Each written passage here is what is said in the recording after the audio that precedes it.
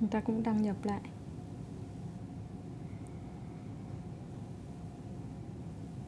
Nhập 124578, đăng nhập. My Project, chăm sóc tại nhà.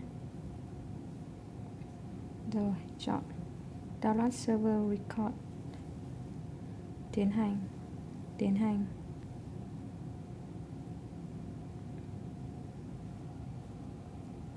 Lấy một phần dữ liệu, ví dụ 2 bản ghi đầu.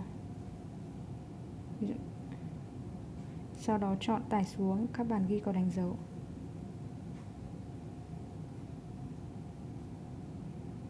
Check phần quản trị dự án. Select Form Rendering.